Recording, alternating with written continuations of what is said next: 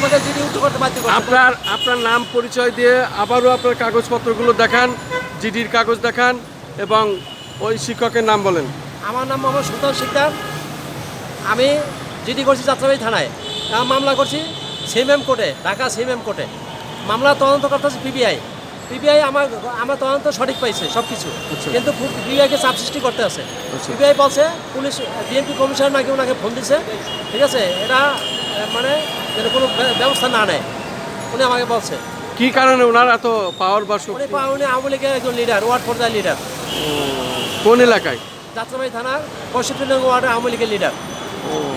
তো এখন ওনার কাছে আপনি কত টাকা দাবি করছেন পাবেন? আমি পাই ওনার কাছে 9 লক্ষ টাকা, 8 থেকে 9 লক্ষ টাকা, পারফেক্ট হিসাব না, যেহেতু আমার ডায়েরি উনি জব্দ করে রাখছে। আচ্ছা আচ্ছা আমার হিসাবের কথা উনি জব্দ করে রাখছে, আচ্ছা আচ্ছা। ঠিক আছে। তারপরে আমি এলাকাতে যাইতেই পারছি না, কোনোভাবে যাইতে পারছি না। মারার হুমকি দিচ্ছে? হত্যার হুমকি দিচ্ছে। হত্যার হুমকি? হত্যার হুমকি। আমার লাশ চাকরি মধ্যে ভালো রাখছে। তার মানে এখন আপনি পালিয়ে বেড়াচ্ছেন? আমি পালিয়ে বেড়াচ্ছি, আমি এলাকায় যাইতে পারছি আপনি কি কাগজ দেখাতে পারবেন? কোনো না। পেপারস আছে কিনা? মামলার কপি আমার কাছে আছে, এই যে মামলার কপিটা আছে, দেখেন। দেখান দেখান। এটা চুক্তিনামা, আমার চুক্তি হয়েছে।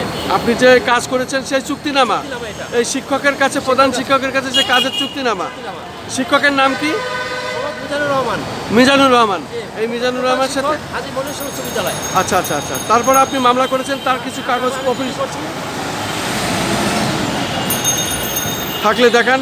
এই যে জিডি কপি, যাত্রাবাড়ি থানায় জিডি করছে, আমার জীবন বাঁচানোর জন্য জিডি করছি যাত্রাবাড়ি থানায়। উনি যে আপনাকে হত্যার হুমকি দিচ্ছেন তার পরিপ্রেক্ষিতে আপনি যাত্রাবাড়ি থানায় জিডি করেছেন? জিডি করছি। সেই জিডি? সেই জিডি। আচ্ছা আচ্ছা আচ্ছা আচ্ছা। আর কোনো পেপারস আছে? তারপরে ধরেন কোনো ব্যবস্থা নিচ্ছে না, তখন আমি কোর্টে মামলা করছি। আচ্ছা আচ্ছা। এখন কোর্টে মামলা করে আমি নিরাপদ না। ও, আপনি আদালতেও মামলা করেছেন? আদালতে মামলা করছি, কিন্তু আমি নিরাপদ না। আপনি কিডনি বিক্রি করবেন কেন? আমি কিডনি বিক্রি করবো, আমার লেবার মিস্ত্রি আমার কাছে অনেক টাকা পায়, আমি একজন সাব কালেক্টর, ঠিক আছে। আপনি কথা বলেন না। হ্যাঁ। তা এখন আপনি এই যে 9 লক্ষ টাকা তার কাছে দাবি করছেন, আপনার সমস্ত ডকুমেন্টস আছে সব documents আমার কাছে এবং আছে। তারপরেও টাকা চাইতে গেলে সে আপনার হত্যার হুমকি দেয়। সরাসরি হত্যা হুমকি। পালিয়ে বেড়াচ্ছেন, আপনি তাহলে জিডি আমাকে করেছেন। বলছে, উনি সব পাবলিক প্লেসে বলছে যে তোরে মাইরে ফেলাইলে 1 লাখ টাকা থানায় দিলে থানা ম্যানেজ হয়ে যাবে, তোর 9 লক্ষ টাকা দেবো কেন?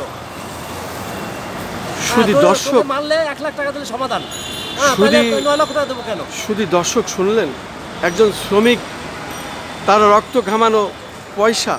আজকে আমার বড় মেয়ে মেডিকেলে ভর্তি, আমি চিকিৎসা করতে পারতেছি না, ঠিক আছে। ধর একটা মেয়ে বাবার সামনে মেডিকেলে ভর্তি থাকে, তোর বাবা কি বিক্রি আছে, কি উপায় থাকে, কি পথ থাকে বলে না, কি আছে আমার কাছে? শুধু দর্শক শুনলেন একজন শ্রমিক, তার আকুতি আমরা রীতিমতো দেখতে পাচ্ছি। সে আদালতের শরণাপন্ন হয়েছেন, থানায় জিডি করেছেন। থানা যখনই কোনো কাজ করতে সাহস পায়নি, যেহেতু সে আওয়ামী লীগের নেতা, সে কারণেই কোনো জিডি করেও লাভ হয়নি।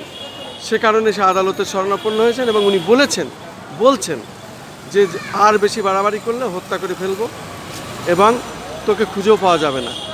1 লক্ষ টাকা দিলেই সব মামলা ঢিসমিস হয়ে যাবে। এইভাবে একজন প্রধান শিক্ষক এইভাবে তাকে হুমকি ধামকি দিচ্ছে। সে এখন বাড়ি ঘরদোর ছাড়া, জাতীয় প্রেস ক্লাবের সামনে বিভিন্ন জায়গায় সে পালিয়ে বেড়াচ্ছে এবং তার দাবি, তার অভিযোগ এইভাবেই তুলে ধরছেন। আমি খন্দকার মাসুদুজ্জামান, জাতীয় প্রেস ক্লাবের সামনে, রাজধানী ঢাকা।